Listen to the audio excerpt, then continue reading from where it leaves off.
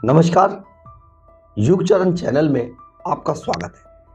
मैं हूं आपके साथ कुमार गजेंद्र। दरअसल आपने कई बार यह सुना होगा या यूं कहें कि अक्सर आप ऐसा सुनते रहते हैं कि कई बार अपराध होता है और पुलिस जो विक्टिम है, जो पीड़ित है, उसको इस थाने से उस थाने तड़काती है, यानी कि उसके साथ हुए अपराध की एफआईआर दर्ज नहीं करती।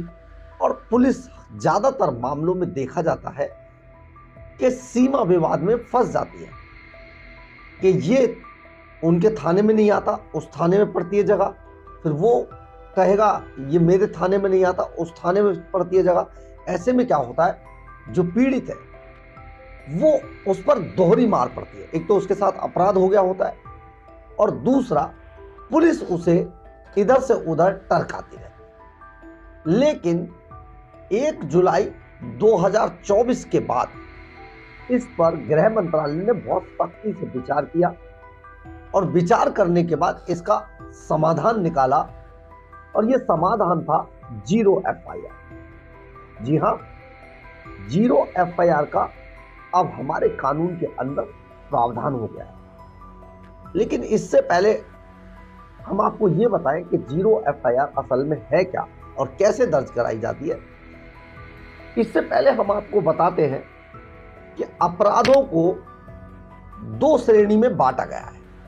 एक तो वो है जो संज्ञेय अपराध है, यानी कि जो गैर जमानती अपराध, जो गंभीर प्रवृत्ति के हैं और गैर जमानती अपराध है।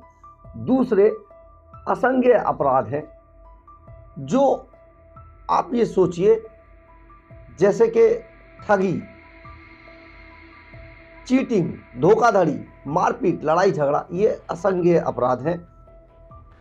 ये जो श्रेणी बांटी गई है, इसमें जो संज्ञेय अपराध हैं उनमें तुरंत एक्शन लिए जाने की जरूरत होती है, यानी कि हत्या, रेप और जानलेवा हमला जैसे अपराध जो संज्ञेय की श्रेणी में आते हैं, यानी कि गैर जमानती अपराध हैं, इनमें इन अपराधों के मामले में पुलिस को तुरंत एक्शन लेने की जरूरत होती है। अगर ना लिया जाए तो बहुत सारे सबूत नष्ट हो सकते हैं, बहुत सारी चीजें नष्ट हो सकती है, क्राइम सीन चेंज हो सकता है, काफी कुछ हो जाता है जो अपराध के मामले में केस पर फर्क डालता है। इसके लिए अब हमारे कानून के अंदर कई प्रावधान किए गए हैं। दरअसल एफआईआर यानी कि प्रथम सूचना रिपोर्ट, इसके बारे में सभी ने सुना होगा, लेकिन बहुत से लोग ऐसे भी हैं जिन्होंने या तो जीरो एफआईआर के बारे में सुना ही नहीं है, या फिर सुना भी है तो वो इसके बारे में ज्यादा कुछ जानते नहीं है। जीरो एफआईआर आखिर कब दर्ज होती है और कैसे दर्ज होती है, ये सारी चीजें हम आपको इस एपिसोड में बताने वाले हैं। आप देखते रहिए युग चरण चैनल, बने रहिए आप हमारे साथ। बता दें कि अब आप जीरो एफआईआर के तहत अपराध होने की स्थिति में किसी भी पुलिस स्टेशन में जाकर एफआईआर दर्ज करा सकते हैं, चाहे वह पुलिस स्टेशन उस अपराध का जो घटनाक्रम हुआ है, जो स्पॉट है, उसके सीमा के अंदर आता है या नहीं भी आता है। आप जाइए, जुडिक्शन का इसमें कोई मामला बनेगा नहीं। पुलिस स्टेशन में पुलिस अधिकारी आपकी एफआईआर कहीं पर भी दर्ज कर लेगा।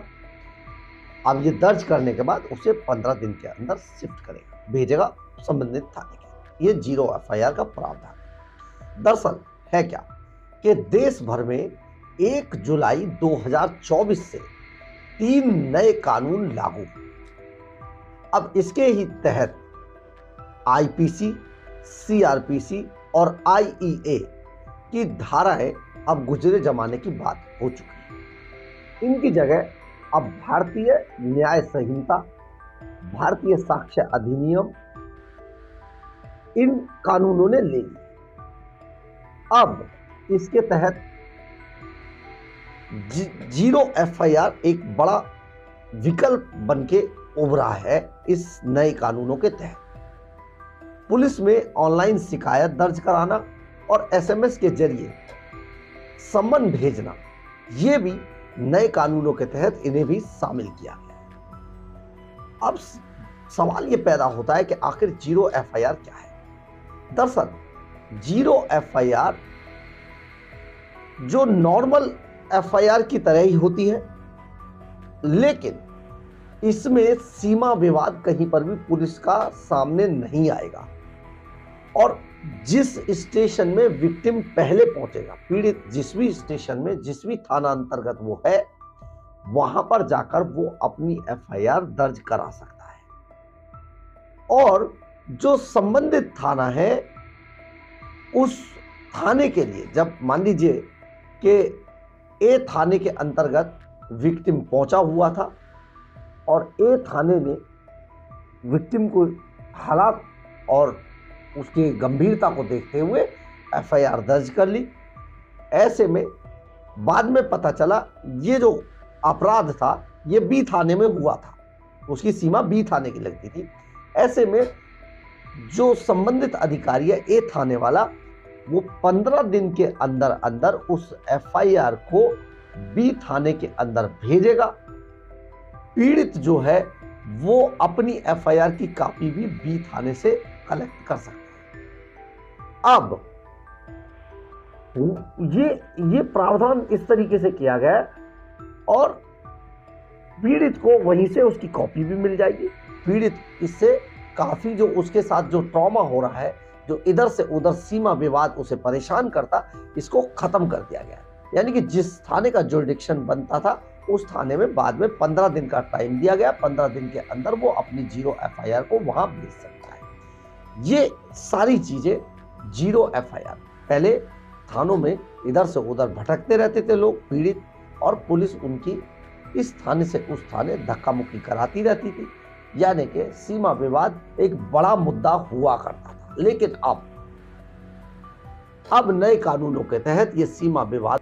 आप देख रहे हैं युगचरण चैनल और हम आपको इस एपिसोड में, इस स्टोरी में बताना चाहते हैं कि जीरो एफआईआर का प्रावधान हिंदुस्तान के अंदर बहुत सख्ती से लागू किया गया है और इसका फायदा हर उस पीड़ित को मिलना चाहिए जो सीमा विवाद में फंसकर दो तरफा मार झेलता है। यानी कि एक तरफ तो उसके साथ अपराध हो जाता है और दूसरे तरफ पुलिस उससे भी बड़ा अपराध उसके साथ लगातार करती रहती है और सीमा विवाद में उसको उलझाए रहती है। अब ऐसे में पीड़ित के लिए ये बहुत ही सहूलियत भरा कदम है कानून का। अब इसके क्या फायदे हैं ये भी आपको पता होने चाहिए। दरअसल है क्या, बिना देरी के पुलिस को घटना की जानकारी मिल जाती है, यानी कि पुलिस तुरंत वहां पर पहुंच जाएगी। अब इससे फायदा ये होता है कि जो उस अपराध के जो सबसे अहम सबूत हैं वो नष्ट होने से बच जाते हैं। पुलिस को वो जो पुलिस अधिकारी होते हैं वो उन्हें उसी टाइम जाकर वहां से कलेक्ट कर सकते हैं। नहीं तो अगर देर हो गई तो अपराध मौका वारदात पर उन सबूतों को नष्ट भी किया जा सकता है या नष्ट हो भी सकते हैं। इससे एक तो फायदा ये है, दूसरा मामला उसके अधिकार क्षेत्र का है या नहीं है तो भी पुलिस का तुरंत एक्शन मौका वारदात पर होता है, जिस वजह से कई बार बहुत सारी चीजें कई बार अपराधी तक पकड़ में आ जाती है। इसके बाद इंसाफ के लिए पीड़ित का इधर से उधर जो भटकना होता है वो भी खत्म हो जाता है। अब ये जीरो एफआईआर के फायदे, खास तौर पर रेप, जानलेवा हमला, हत्या जैसे मामलों में ये बहुत महत्वपूर्ण चीज है। लेकिन पुलिस इसको सख्ती से लागू करे, इसके लिए अब कानून में कई प्रावधान किए। यानी कि अगर ऐसा होता है कि सीमा विवाद में फंसकर किसी विक्टिम के उस केस पर पर्टिकुलरली कोई असर पड़ता है, फर्क पड़ता है, तो यहाँ पर वो मजिस्ट्रेट के सामने जाकर, जहाँ पर भी संबंधित जो अदालत है वहाँ जाकर अपनी इस शिकायत को, जिस वक्त केस चलता है वहाँ पर इसको करा सकता है और जो संबंधित जो अधिकारी हैं उनके खिलाफ कार्रवाई होती है। लेकिन इसके अलावा भी है कि अगर किसी पुलिस स्टेशन के अंदर कोई अधिकारी जीरो एफआईआर दर्ज करने में आनाकानी करता है और विक्टिम या विक्टिम के जो सहयोगी हैं या जो लोग उस टाइम अपराध को देख रहे थे, वो कोई भी व्यक्ति पुलिस के आला अधिकारियों से अगर इसकी शिकायत करता है तो इसमें भी कानून का उल्लंघन माना जाएगा और उनके खिलाफ डिपार्टमेंटल इंक्वायरी के अलावा एक बड़ा, आप ये समझिए, उनके खिलाफ कानूनी कार्रवाई भी की जा सकती है। यानी कि अगर अधिकारी चाहेगा तो उस अफसर के खिलाफ कानूनी कार्रवाई भी करवा सकता है जिसने जीरो एफआईआर का इस्तेमाल नहीं किया उस वक्त, जिस वक्त अपराध बेहद गंभीर श्रेणी का था और गंभीर श्रेणी का होने के साथ साथ मौका वारदात पर पुलिस को जाकर तुरंत जांच करनी चाहिए। ये बड़ा मामला है। आप ये सोचिए कि किस तरीके से जीरो एफआईआर का चलन अब देश के अंदर नए कानूनों के तहत शुरू हो गया है, जो कि 1 जुलाई 2024 से लागू हुए हैं। यानी कि अब जो कानून है वो विक्टिम के पक्ष में बहुत ज़्यादा है और विक्टिम को हमारे गृह मंत्रालय ने ये माना इन कानूनों को सामने लाते हुए कि विक्टिम को किसी भी तरीके से उस वक्त कष्ट नहीं होना चाहिए जिस वक्त के वो उस अपराध का शिकार हो गया हो। अब आप समझ गए कि किस तरीके से zero FIR, online FIR, online SMS भेजकर समन भेजना, ये कई ऐसे कानूनों में सुधार किया गया जिनकी वजह से पहले सबसे ज़्यादा पुलिस पीड़ित को प्रताड़ित करती थी, वो भी ऐसे वक्त में जब वो किसी अपराध का शिकार हो गया हो।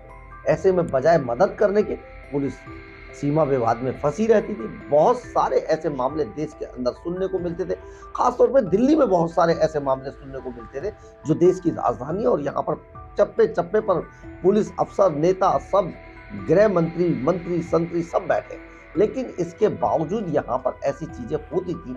लेकिन अब ऐसा नहीं हो पाएगा। सीमा विवाद अब किसी के लिए कोई मायने नहीं रखता है जब से ये जीरो एफआईआर का प्रचलन शुरू किया गया है। यानी कि आपको ये समझना चाहिए कि आपके पास एक बड़ा ये भी कानूनी पेच है कि आप किसी भी पुलिस स्टेशन में जिसमें भी जाकर चाहें वहां पर जाकर आप अपने अपराध की गंभीरता के हिसाब से अपनी आप एफआईआर करा सकते हैं। अब ये एफआईआर अगर होती है तो बाद में एफआईआर करके इसे संबंधित थाने को, जो इन्वेस्टिगेशन ऑफिसर है, आईओ है, वो आपके इस मामले को, एफआईआर को उस संबंधित थाने में भेज देगा और वहां भेजकर आप वहां से अपने अपराध की जो एफआईआर की कॉपी है वो भी कलेक्ट कर सकते हैं और आपका बहुत सारा इसमें समय बचेगा, क्राइम के सबूत नष्ट होने से बचेंगे और बहुत देश के अंदर ये आने वाले समय की सबसे बड़ी डिमांड थी जो गृह मंत्रालय ने पूरी की।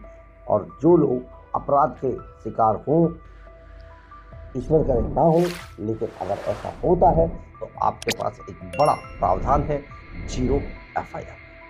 अगर आपको हमारी खबर अच्छी लगे तो आप इसे लाइक, सब्सक्राइब और शेयर जरूर करें। कमेंट्स बॉक्स में अपनी राय जरूर लिखें, इससे हमें बहुत ऊर्जा मिलती है। जय हिंद, जय भारत।